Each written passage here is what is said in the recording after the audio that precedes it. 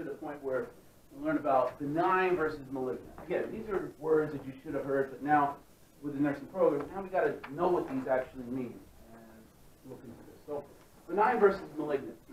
Benign is usually a tumor that's going to grow very slowly, not all the time, but usually. They don't spread. That's key. They don't spread to another organ or to a nearby organ, an organ that's touching it. Doesn't spread. Doesn't break the basement membrane. Okay. Metastases.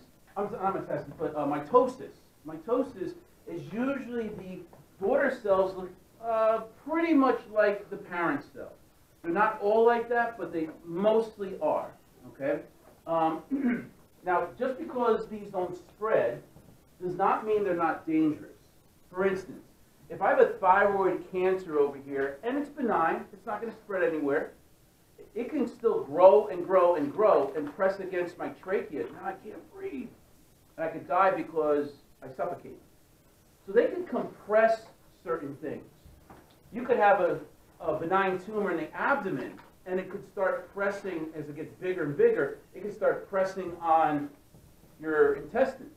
And now it presses on it so much that it kinks it so that food can't get through there and can cause constipation or more drastically more obstipation where you just can't go at all.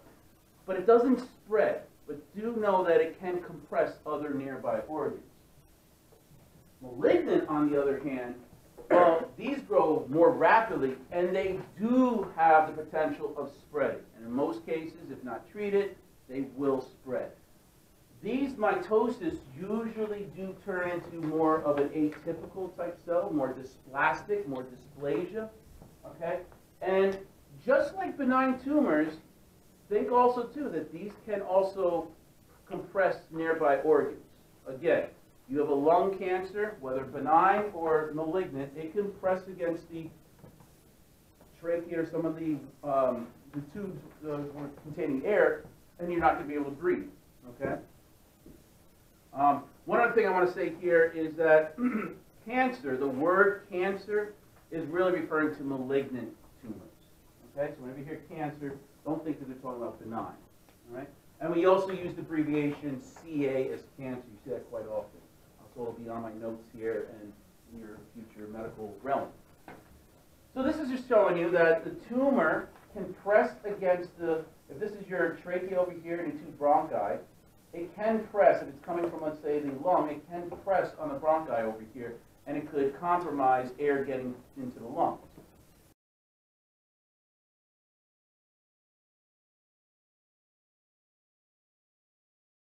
Same way if you have, in the abdomen, it can press against the colon, and then it could cause constipation. Whether benign or malignant, it can still compress organs. Okay? This is just a chart form of basically benign tumors, malignant tumors, the stuff we kind of talked about already, but it's in a chart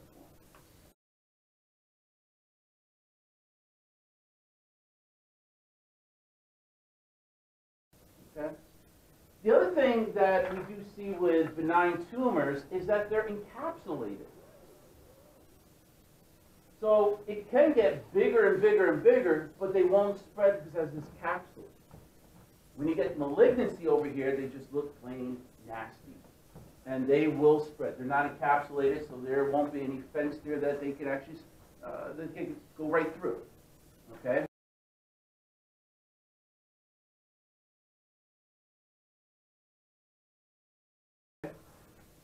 This is a benign tumor. Look over here how nicely this is delineated. It has that capsule around it. As opposed to a malignant tumor, it's just, you can't even see where it's delineated. You don't know where the good tissue is and the cancer tumor is, because it kind of intermeshes here. All right? So again, you can see this big enough, you could actually see where, if it's malignant or benign, if it's big enough.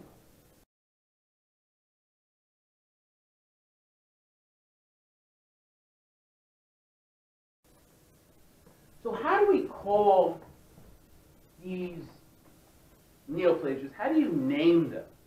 Nomenclature is a fancy word for naming something. So how do you name these things? Okay. Benign tumors usually have a oma at the end. O-M-A. Usually.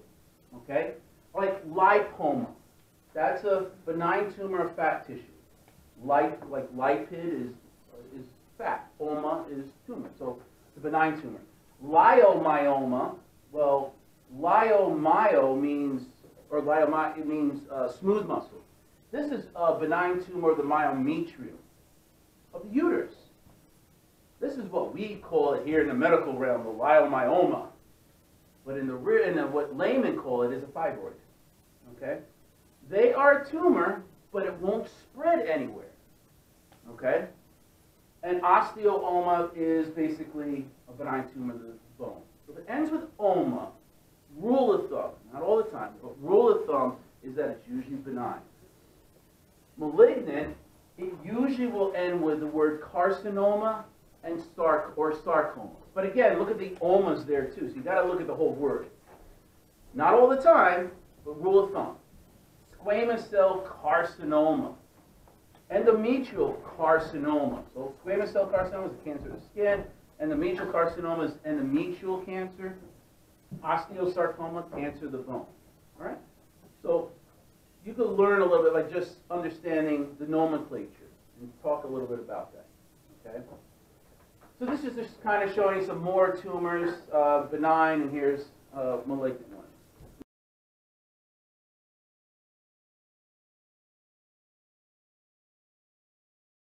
Now, there are some exceptions. These sound benign, but they are definitely malignant. Okay? So these are the ones you just have to memorize. We talked about lymphoma, right? Hodgkin's lymphoma, that is definitely malignant. Okay? Multiple myeloma, a melanoma, skin cancer, different skin cancer, more aggressive skin cancer. Seminoma is testicular, and so forth. All right? They used to call liver cancer hepatoma, but now they're more or less calling it hepatocellular carcinoma. It sounds crazy, but the word carcinoma kind of says what it is. So these you just have to memorize. Okay? But rule of thumb is what I just said before. If it ends with oma, usually benign. If it ends with carcinoma or sarcoma, usually malignant. Okay? So let's continue talking about malignancy. These are 12 features with malignancy. Remember, we talk about cancer. Cancer, we're referring to as malignancy. So basically, there's a lack of differentiation, meaning that they show bizarre, they look like stars, they look like rocks. They don't even look like anything you could recognize, the cells themselves. Okay? They don't look like anything like the parent cell. They don't contribute to normal cell function. So if normal cells are supposed to do this, these guys, cancer cells, don't listen to anything. They have a mind of their own, and they will just do whatever they want. They will vary in shape and sizes, which kind of refers to the first one also. All right? But they're not arranged. They're just putting out there. So the cells don't look good, and the arrangement is, there is no arrangement. They divide more rapidly than normal cells. We talked about that. Okay? Their growth cannot be controlled by the body. As I explained, they have a mind of their own. The body says stop, they're going to keep on growing. All right? They just want to do whatever they can. They're just nasty, obnoxious cells. They're not encapsulated, as you saw with the benign tumor. It has that capsule around it. All right? So it shows that it doesn't spread anywhere. Causes blood vessels to grow into it. We talked about that too.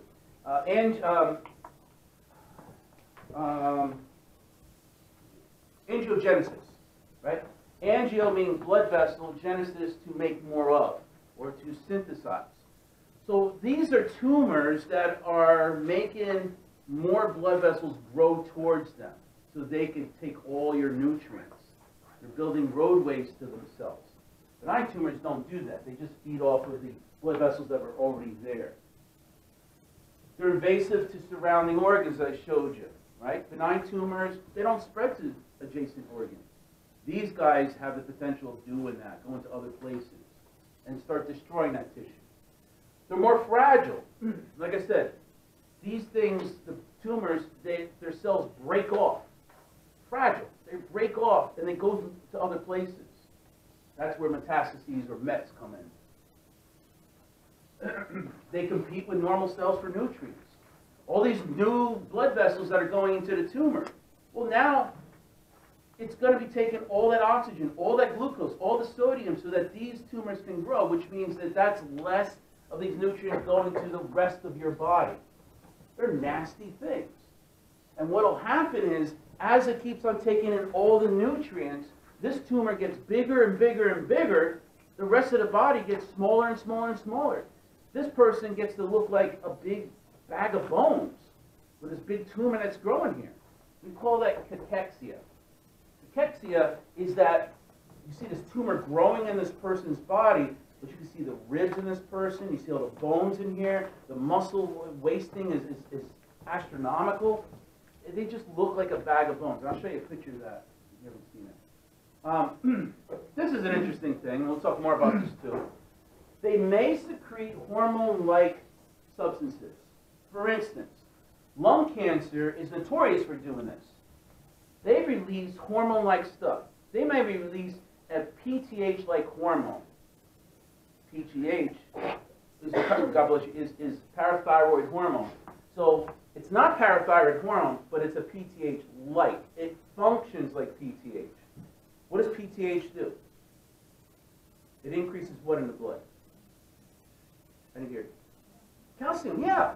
So do you understand if you have lung cancer, that it won't be surprising to see your calcium going up? It might not be related to the actual parathyroid gland.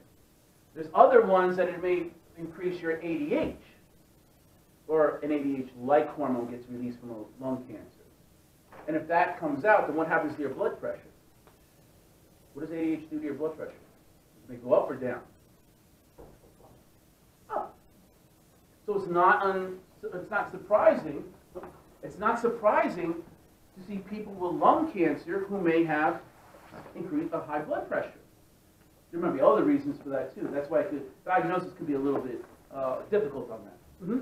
So I see like these commercials on TV where they're promoting like human growth hormone to like reduce like aging and stuff.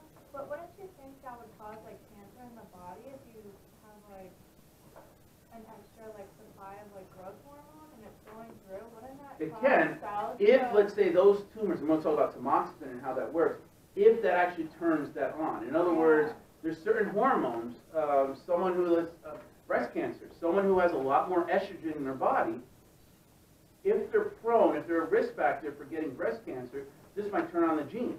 Yeah, exactly. So, I don't know. I mean, I would hope they did a lot of studies before they did that. I don't even think so. It's like one of those 2 a.m. like commercials, and it's like human growth hormone, like extra in your body will reduce like wrinkles and aging and like all of that. Unless it's so much of a low dose of it that it's going to do the placebo effect. Yeah. You think you're taking it and it's really doing nothing, but we can't give you the big dose because it can cause certain other issues.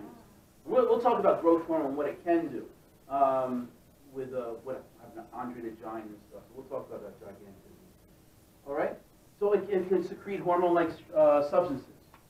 And the rule of thumb, as you've been talking about, high turnover cells are more prone to becoming cancers, right? The more labile cells. The skin cells, right? The epithelial tissue cells, that's 85% of all your cancers. They're going to go through mitosis probably 7 or 8. Every 7 or 8 minutes, it's going to produce another 2 cells. Whereas cells that are either muscle or nerve tissue, you're looking at 70 to 80 years, if it's going to happen, to divide one cell into 2 cells. So there's a greater chance, a greater mutation rate that can happen with skin cells than there is with muscle cells. Okay?